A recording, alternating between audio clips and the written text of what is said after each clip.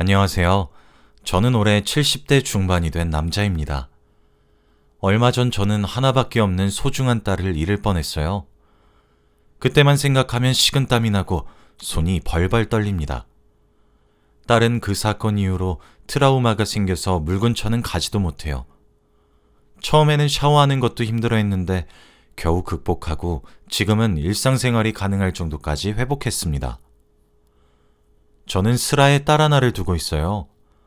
아내와 제가 몇 번의 시도 끝에 힘들게 얻은 아주 귀한 딸이었죠. 딸이 하고 싶다는 거, 먹고 싶다는 거, 사고 싶다는 거 다 해주었고, 저희 부부는 딸만 보고 살았습니다. 그런데 다행히도 저희가 이렇게 키워도 딸은 엇나가는 것 하나 없었고, 속 썩인 적이 단 한 번도 없었죠. 그런데 딱 하나, 딸에게 걱정거리가 있었어요. 바로 딸이 30대가 지나도 결혼을 하지 않는 겁니다. 저와 아내는 솔직히 사위가 보고 싶기도 하고 손주도 낳아서 명절 때마다 시끌벅적한 집안이 되고 싶었어요. 손주들이 할아버지 할머니라고 부르는 소리도 듣고 싶었고 명절 때마다 용돈도 쥐어주고 싶었죠. 그런데 딸은 한 번도 저희에게 남자를 소개해준다거나 연애를 한다고 말한 적이 없습니다. 학창시절에도 연애를 하는 모습을 본 적이 없었고 공부만 했던 아이였거든요. 딸은 얼굴이 예쁜 편이기도 하고 능력도 괜찮은데 왜 연애를 못하는지 곰곰이 생각해봤습니다. 그런데 딱 한 가지가 걸리더군요. 바로 딸은 남자 같았습니다. 딸은 머리도 짧게 자르고 털털하고 내숭도 전혀 없어요. 치마를 입지도 않고 매일 옷도 칙칙한 것만 입죠. 이런 게 남자 같다고 하면 성차별일 수도 있지만 저는 옛날 사람이라 그런 건 잘 모르겠네요. 아무튼 딸은 다른 집 딸처럼 애교 있고 화장하고 다니는 사람이 아니었습니다. 저는 딸에게 소개팅이라도 나가보라고 권유하면 딸은 단칼에 거절해요. 남자 만날 생각이 없다고 하면서요.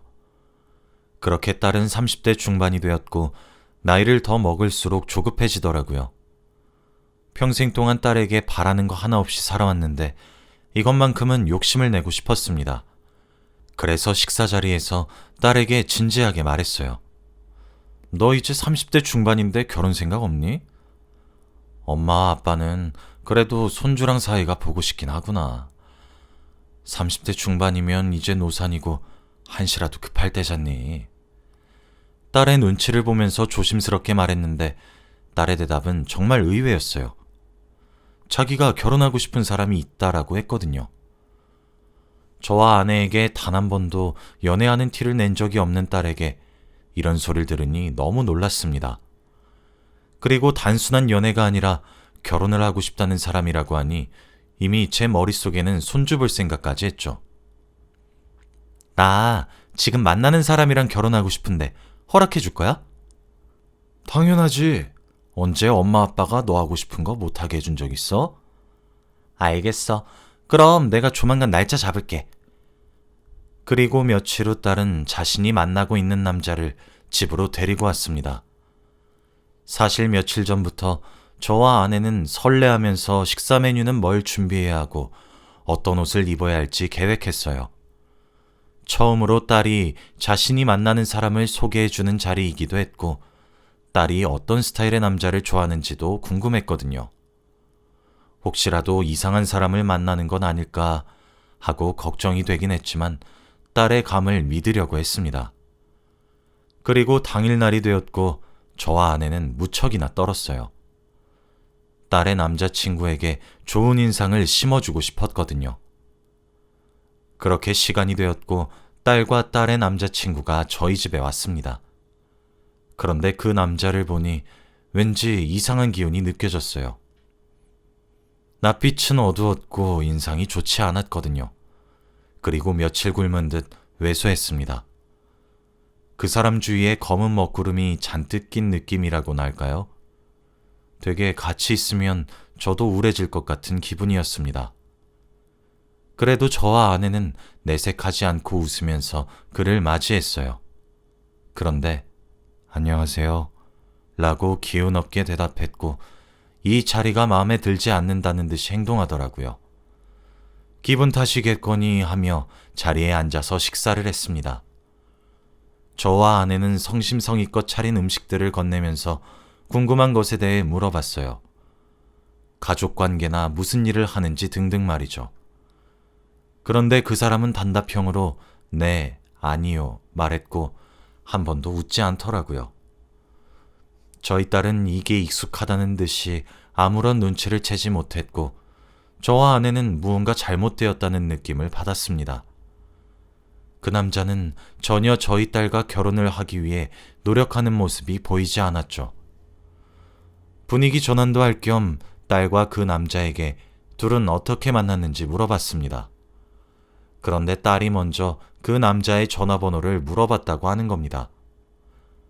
카페에서 딸이 그 남자를 보고 한눈에 반했대요.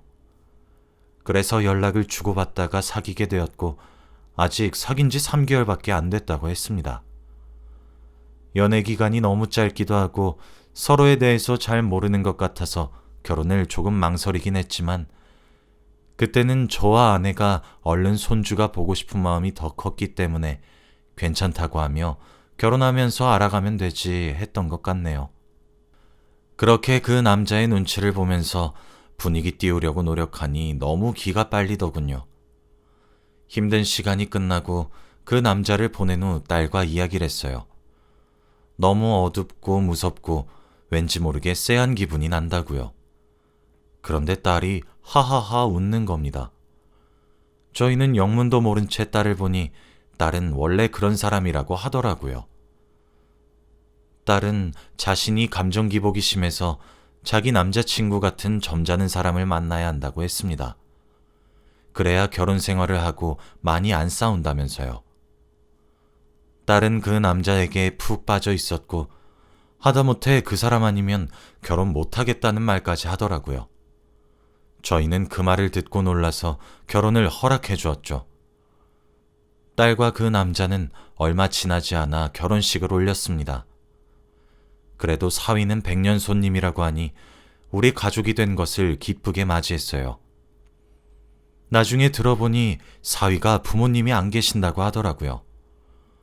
두 분 다 사고로 돌아가셔서 혼자 컸는데 그래서 어릴 때부터 눈칫밥 먹고 자라서 말을 자신감 넘치게 잘 못한대요.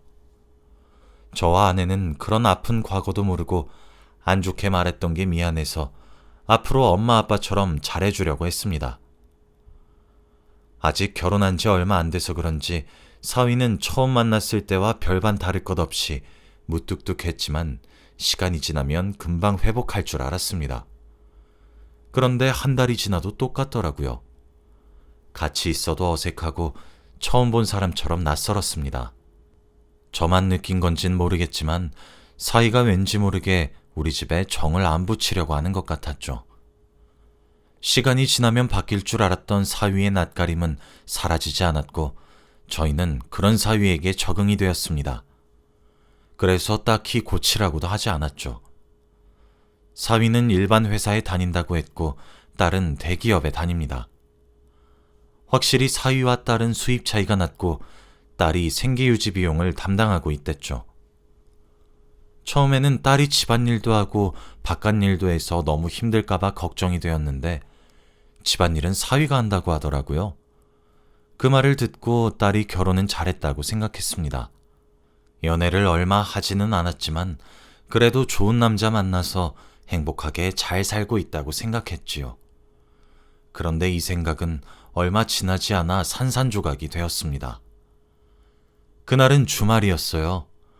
저와 아내는 오랜만에 둘이서 TV를 보면서 하하호호 웃고 떠들고 있었죠. 그런데 딸이 전화가 오더라고요. 원래 낮에 전화를 하지 않는 딸인데 그날 전화가 와서 기쁜 마음에 받았습니다. 그런데 딸이 하는 말은 충격이었어요. 아빠, 지금 당장 동네 경찰서로 가줘. 남편 지금 교통사고 나서 경찰서에 있다고 하네. 근데 지금 내가 회사라서 가는데 시간이 좀 걸릴 것 같아. 아빠가 먼저 가서 상황 좀 알려줘. 라고 하는 겁니다. 착하고 내성적인 사위가 교통사고를 냈다고 하니까 너무 놀란 마음에 제대로 씻지도 않고 경찰서로 향했네요. 경찰서로 가서 상황을 보니 사위가 횡단보도를 건너고 있는 한 할머니를 차로 치였다고 합니다. 그땐 빨간불이었는데 실수로 브레이크를 잡지 않아서 사고가 났다고 해요. 할머니는 지금 병원 치료 중이라고 하셨죠. 그런데 사위의 표정은 아무런 감정이 없어 보였습니다. 사위는 될 대로 되라는 식의 표정이었고 슬프지도 억울해 보이지도 않는 그냥 무표정이었거든요. 그때는 너무 당황스럽고 상황 파악이 안 돼서 그런 줄 알았습니다. 워낙 내성적이고 조심스러운 사람이니까요. 그런데 갑자기 거기에 있던 경찰관이 조심스럽게 저를 부르더군요. 저기 아버님? 잠깐 저 좀 보실까요? 그러면서 저를 구석에 있는 조그마한 방으로 불렀습니다. 저는 영문도 모른 채 따라갔죠.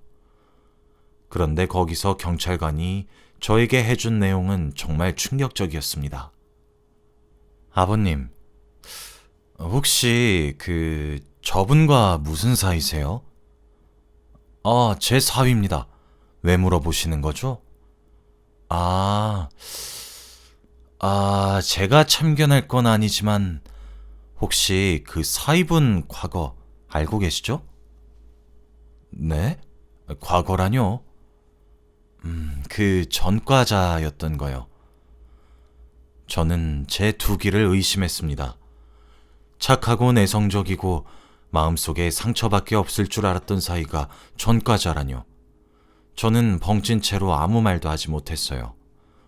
그런데 경찰관이 말한 내용은 더 충격적이었습니다.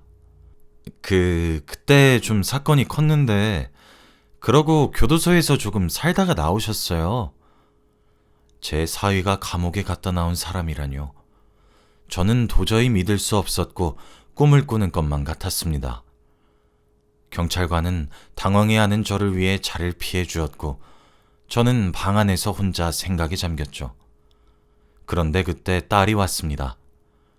경찰서에서 혼자 앉아있는 사위를 와락 안아주면서 괜찮냐고 다친 데는 없냐고 하더군요. 저는 방 안에서 딸의 목소리를 듣고 방에서 나와 딸에게 말했습니다. 너, 네 남편 전과자였던 사실 알고 있었냐? 제가 이 말을 하니 딸과 사위가 둘 다 놀라서 눈이 커지더라고요. 그 모습을 보고 딸이 당연히 모르는 줄 알았습니다. 그런데 아니더라고요. 일부러 좋은 일 아니라서 아빠 엄마한테 말 안 했던 거야. 나 사실 이 사람 감옥 갔다 온 거 알고 있어. 어떻게 전과자란 사실을 저희에게 숨길 수 있나요? 저는 화가 머리끝까지 나서 생애 처음으로 딸의 뺨을 내리쳤습니다. 너 엄마 아빠가 전과자랑 결혼하라고 귀하게 키운 줄 알아? 너 어떻게 엄마 아빠 가슴에 대못을 박을 생각을 해? 당장 이혼해! 한 번도 딸에게 큰 소리를 내본 적이 없었고 뺨을 때린 적이 없습니다. 저도 제 행동에 스스로 놀랐어요. 그런데 딸은 저에게 이혼은 안 돼. 이 사람 지금 다시 새로운 인생 살고 있어. 아픔 많은 사람이니까 우리가 옆에서 도와줘야 된다고. 예전이랑 달라졌다고 했어. 자기 잘못 뼈저리게 느끼는 사람이고 반성하고 있으니까 우리가 이 사람 도와주자. 라고 하더라고요. 왜? 뭐가 문제야? 너 이놈한테 미쳐서 엄마 아빠랑 연 끊으려고? 나 임신했단 말이야. 이 사람 자식이야. 저는 뒤통수를 세게 맞은 느낌이 들었어요. 늘 손주 보고 싶다고 노래를 불렀는데 이런 사위의 자식이라면 저는 두 팔 벌려 환영해 줄 수 없습니다. 전과자의 자식을 손주로 드리고 싶지 않았어요. 저는 한숨만 나왔고 딸은 울고 있었습니다. 그리고 사위는 역시나 무표정이었죠. 자기 때문에 부녀 관계가 끊어질 위기인데 아무 생각이 없나 봅니다. 저는 화가 난 채로 집으로 혼자 돌아왔고 아내에게 다 말했어요. 아내는 다리에 힘이 풀렸는지 바닥에 나앉았고 저도 하루 종일 앉아서 생각을 했습니다. 그렇게 몇 달이 흘렀는데 그동안 딸과 사위는 연락 한 통이 없더군요. 진정으로 우리와 연을 끊기로 했나 보다 하면서 저도 없는 딸 취급하려고 했죠. 아이를 낳든 지우든 저는 신경 쓰지 않았습니다. 먼저 그들이 연락을 해서 사과를 할 때까지 제가 먼저 화해의 손길을 내밀 생각은 전혀 없었죠. 그런데 며칠 후 요란스럽게 제 휴대폰이 울리더라고요. 모르는 사람에게 전화가 오는 경우는 흔치 않은데 그날 제게 걸려온 번호는 모르는 번호였습니다. 전화를 받으니 아주 충격적인 소식을 제게 전하더라고요. 따님이 지금 응급수술을 하셔야 되는데 빨리 병원으로 와주세요. 저는 몇 달 동안 연락이 없던 딸의 소식을 병원에서 처음 듣게 되었고 저와 아내는 신발도 제대로 못 신은 채 병원으로 향했습니다. 병원에 도착했을 때 딸은 이미 수술 중이었고 수술실 앞에는 사위가 있더라고요. 저는 어떻게 된 일인지 물었습니다. 그런데 아주 충격적이었어요. 딸과 사위는 둘이서 태교 여행을 갔다고 합니다. 그리고 같이 절벽에서 사진을 찍고 있었고 사위가 잠깐 등을 돌리고 딸을 봤을 땐 딸이 이미 절벽에서 떨어지고 없었다고 합니다. 그래서 바로 경찰에 신고를 했고 다행히도 물에 빠진 딸을 구할 수 있었대요. 그런데 임신을 하고 있어서 생명이 위험할 수 있다고 했답니다. 그 말을 듣고 눈물이 앞을 가렸고 제발 딸이 무사하게 살아만 돌아왔으면 좋겠다고 하늘에다가 빌고 또 빌었어요. 딸이 수술을 하는 동안 당연히 수술실 앞에서 노심초사하고 있어야 할 사위는 계속해서 전화를 받으러 밖으로 나갔고 그때의 표정도 몇 달 전 경찰서에서 봤던 표정과 같이 무표정이었어요. 마치 일이 아무 일도 아닌 것처럼 무덤덤했습니다. 그때는 머릿속에 오로지 딸밖에 없어서 깊게 생각하진 못했지만 지금 생각해보면 소름이 돋는 것 같습니다. 그리고 몇 시간의 대수술 끝에 수술실에서 의사 선생님이 나오셨습니다. 다행히도 산모분은 사셨지만 태아는 그만 숨을 거두고 말았습니다. 죄송합니다. 딸의 뱃속에서 죽은 아이가 안타깝긴 했지만 저에게는 딸이 더 소중했기에 안도했어요. 그렇게 딸은 중환자실로 옮겨졌고 저와 아내는 딸 옆에서 정성스럽게 간호를 했죠. 그런데 사위는 어디 갔는지 보이지 않더군요. 몇 시간이 흘러도 사위는 병실로 들어오지 않았고 저희의 연락도 받지 않았습니다. 그때 갑자기 병실에 경찰관 분들이 오셨습니다. 잠깐 조사가 필요하다고 하더라고요. 그래서 무슨 일이냐고 물어보니 저희 딸이 단순 추락사가 아닐 수도 있다고 하더라고요. 저는 그게 무슨 소리냐고, 그럼 딸이 누군가에 의해 죽었을 수도 있었던 거냐고 물으니 그럴 수도 있다고 하더라고요. 경찰이 말한 용의자는 바로 사위였습니다. 사위 말로는 잠깐 뒤도는 사이에 딸이 절벽에서 추락했다고 했는데 그건 말이 안 된대요. 경찰들 조사에 따르면 그 절벽은 넘어질 정도로 위험하지 않고 떨어질 뻔할 때 분명 비명이라도 질렀을 텐데 그런 것도 없었다고 합니다. 그리고 무엇보다 사위가 전과자이니 더 의심할 만했고요. 마지막으로 딸이 수술 중일 때 사위가 잠깐 자리를 비웠는데 그때 사위는 보험사에 전화를 했다고 하더군요. 보험사에 전화를 걸어 사망보험금 지급을 문의했다고 합니다. 그리고 사망보험금의 수혜자는 사위로 얼마 전에 바꿨다고 해요. 모든 증거들이 사위를 가리켰죠. 그렇게 경찰은 사위를 잡았고 오랜 수사 끝에 사위는 범행을 인정했습니다. 사위는 사망보험금을 노리고 딸을 절벽에서 밀었다고 해요.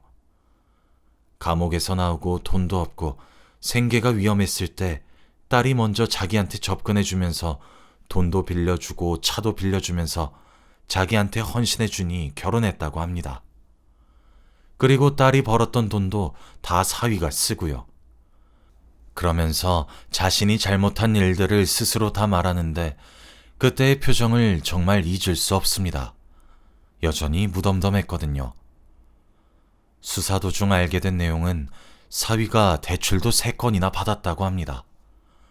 그런데 사위가 형량을 얼마 못 받는다고 하더라고요.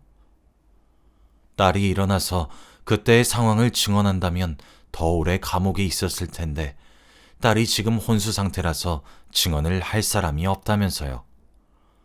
너무 답답하고 저런 쓰레기 같은 자식을 단순히 몇 년 동안만 감옥에 가둬둘 수 있다는 게 화가 났습니다.